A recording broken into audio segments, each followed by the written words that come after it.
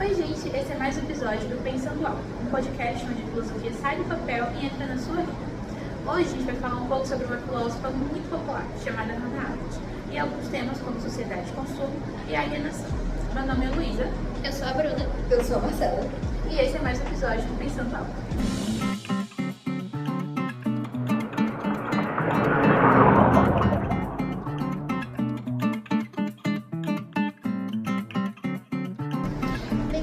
O tema que a gente vai conversar hoje vai mexer com o modo automático com a gente vive, né? Com as redes e o consumo. E isso leva a gente a pensar se a gente realmente ainda está pensando, ou se a gente está só seguindo o que a gente vê por aí nas redes sociais, em feeds, fotos, stories, ou até mesmo em trends, que hoje em dia está muito comum. Fica parecendo até que pensar virou sinônimo de perder tempo. Você não pensa e uma pessoa vai lá e pensa por você. Isso é bem perigoso. E isso chama a atenção na questão da relação entre alienação e consumo. O que você acha disso, Marcela?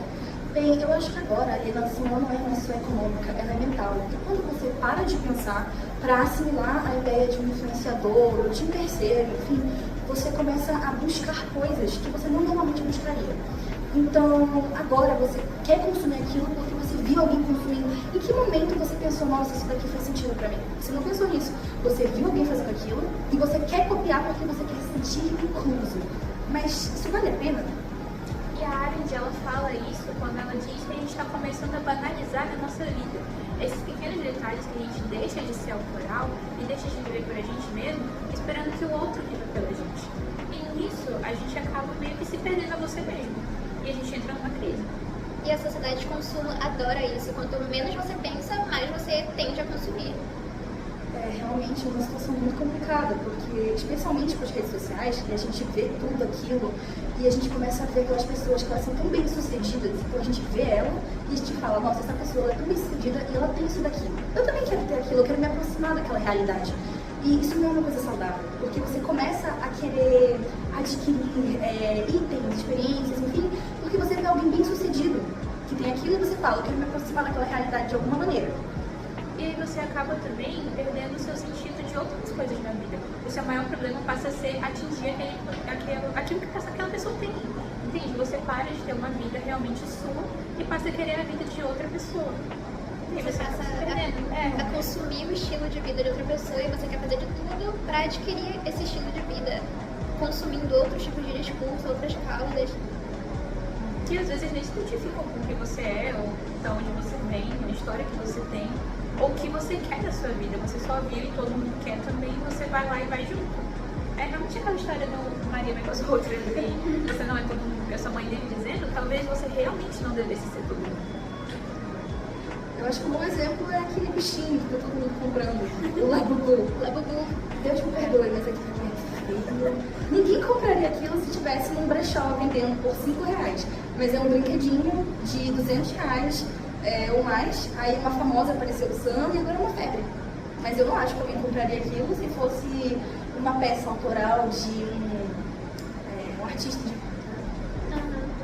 Aí a gente entra também na questão da gente transformar certas pessoas em ícones, mesmo quando elas não fizeram nada pra estar lá. Nada relevante de verdade, entende? Nada que contribua, ou nada que transforme a sociedade de uma forma de, oh meu Deus, uma revolução, entendeu? Nenhum deles ali foi um Albert Einstein que contribuiu, sei lá, um negócio com a ciência que mudou vidas. Nossa, acho que tem gente que não concorda, mas, por exemplo, as influenciadoras teens do TikTok, né? Que dão tanto palco para essas causas teens, essas brigas teens, e o consumismo que elas, de certa forma, influenciam as pessoas a terem com esses Get Ready With Me, produtos caríssimos de skincare, perfumes. E aí você acaba querendo coisas que você não tem condição, e isso leva a gente para um outro assunto, que é a questão de certas pessoas que estão tendo problemas com isso. Tipo, a gente tem agora da CPI das bets, por exemplo, pessoas que estão se endividando e gastando tudo que elas têm só para ter um estilo de vida que essas pessoas estão vendendo como se fosse real, mas não é real. E figuras públicas como a por exemplo, que eu acho que foi ela... Pode falar nome. Isso, não pode falar nome. Censura, vamos lá. A gente da edição, a gente resolve essa parte. Enfim, figuras públicas como as celebridades que foram citadas na CPI das bets, elas deixaram esse problema muito escancarado, porque a gente tem ali uma figura pública que milhões de pessoas seguem, milhões de pessoas fazem, e essa pessoa diz assim, nossa, isso aqui é legal, faça. E elas fazem. E quando isso traz algum prejuízo para a sociedade como um todo, elas não são atingidas por isso.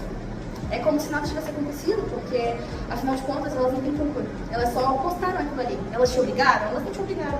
Mas a gente sabe que isso não é a realidade. As pessoas, elas são muito facilmente influenciáveis e resumir aquilo como, eu não te obriguei a fazer isso, eu só falei que era legal. Não dá mais pra fazer isso numa sociedade tão influenciada pelas redes sociais como a nossa hoje em dia. É uma sociedade que realmente todo mundo meio que se perdeu no sentido de ser, no sentido de si. Porque a gente acaba vivendo pelo outro. É o que eu falei antes, sobre a gente perder realmente os problemas da nossa vida e assumir o problema de outras pessoas. Tanto quando tu falou daquela briga, tipo, todo mundo tomando lado, todo mundo discutindo mil coisas e, ai meu Deus, a minha opinião disso e aquilo. Gente, essas pessoas não vão ouvir a opinião de vocês. Essas pessoas não me conhecem, entendeu? Tipo, não faz nem sentido. Eu acho que outro exemplo muito interessante disso é as microtrends de roupa. Eu acho que é um bom exemplo. Porque agora tudo tem que ser uma caixinha. Uma estética. Uma estética. A estética do momento. Em algum lugar. E as pessoas mudam seus guarda-roupas de acordo com a estética mais viralizada no momento. Exatamente. É aquela marca, aquele produto. Agora é a Clean Girl. Agora é a Messy Girl. Agora e por aí vai. E aí a gente vai criando também vários opostos, que as pessoas elas se encaixam nessas caixinhas e acabam criando um oposto da outra pessoa em outra caixinha. E aí a gente acaba tendo muita rivalidade hoje em dia, eu acho, por causa disso. Isso até puxa de novo pro pensar, né? Como as pessoas querem se encaixar em caixinhas específicas e não conseguem pensar fora. Elas querem ter seus rótulos, suas caixas e não conseguem pensar diferente, pensar fora disso. Até porque se você não se encaixa nessa caixa, é como se você não estivesse fazendo parte da sociedade, entendeu? Você tá ali excluído de lado. E ninguém quer ser excluído de lado. E isso tem suas consequências, né? Porque quando todo mundo é igual, não se tem mais aquela individualidade de cada um.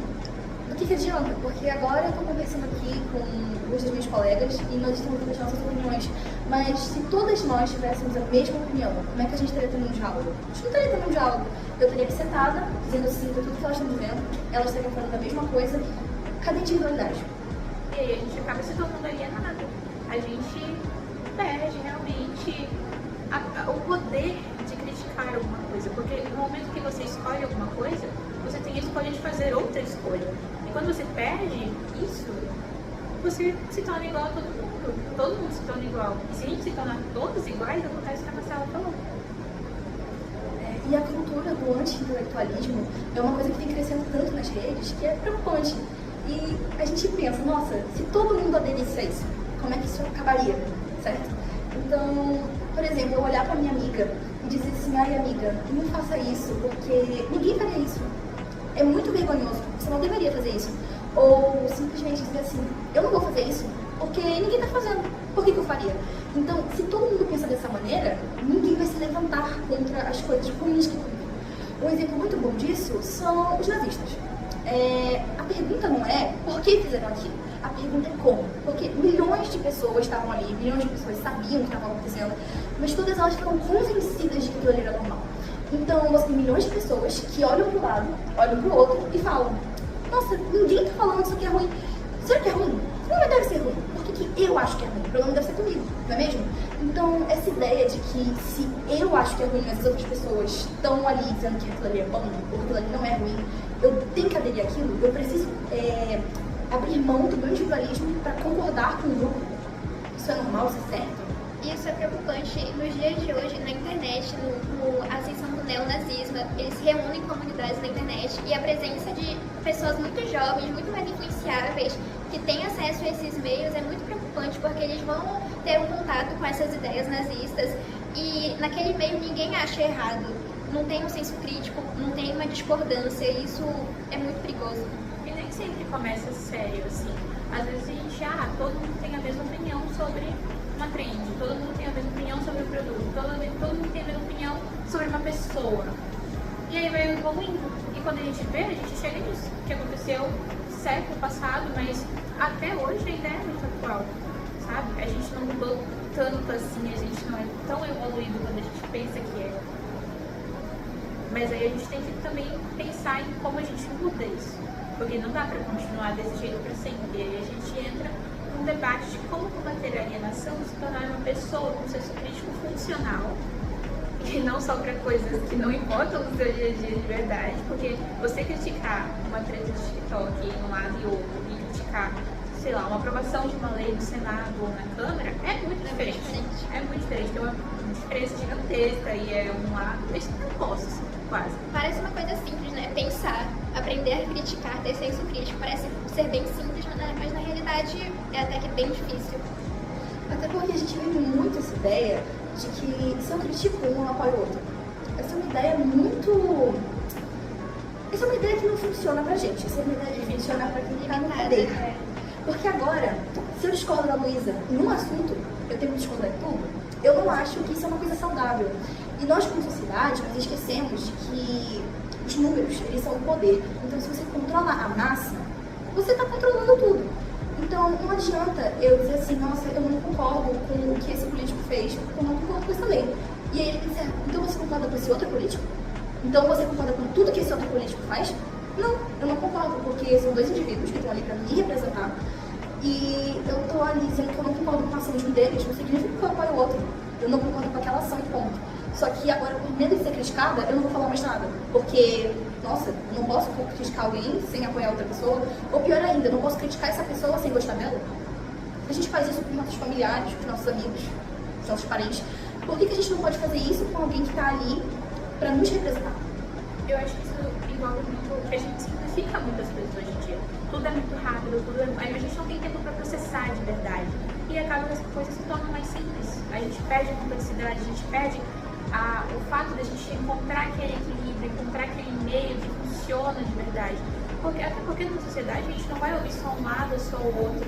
A gente não pode escutar só um lado e uma lei que funciona só para uma pessoa, só para um grupo, mesmo que seja uma minoria.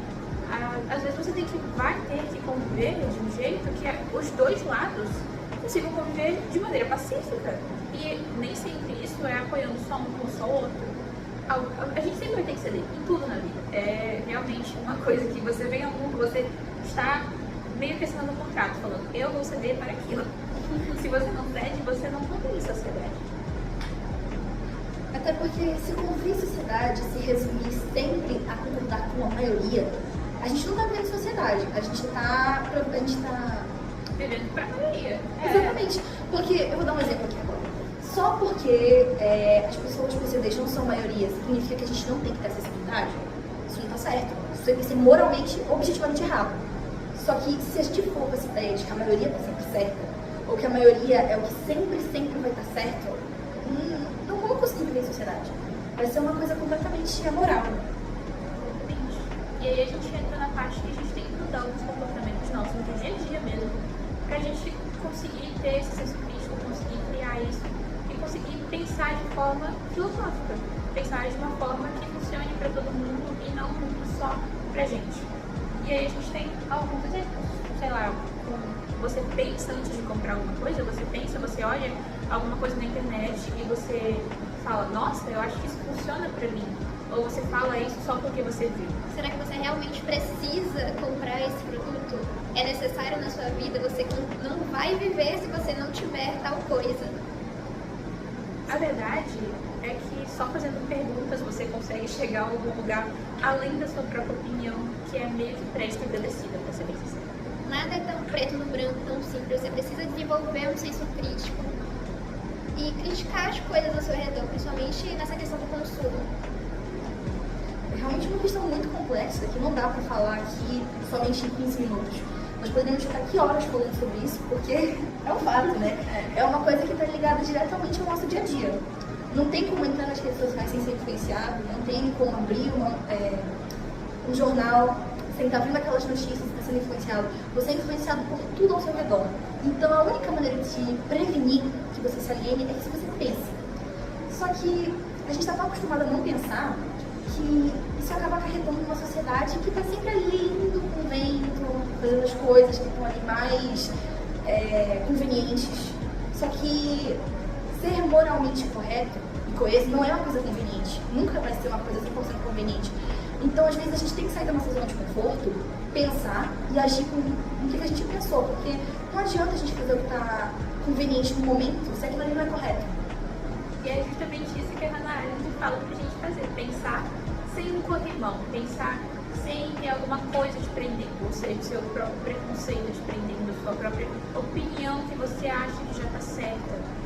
É realmente você aprender a pensar, criticar e fazer perguntas. Não tem outro jeito, gente. E esse foi o Pensando Alto, gente. Eu espero que você tenha terminado esse episódio conosco com mais perguntas do que respostas. Porque às vezes a dúvida é o começo da liberdade. É isso. Até logo. Tchau!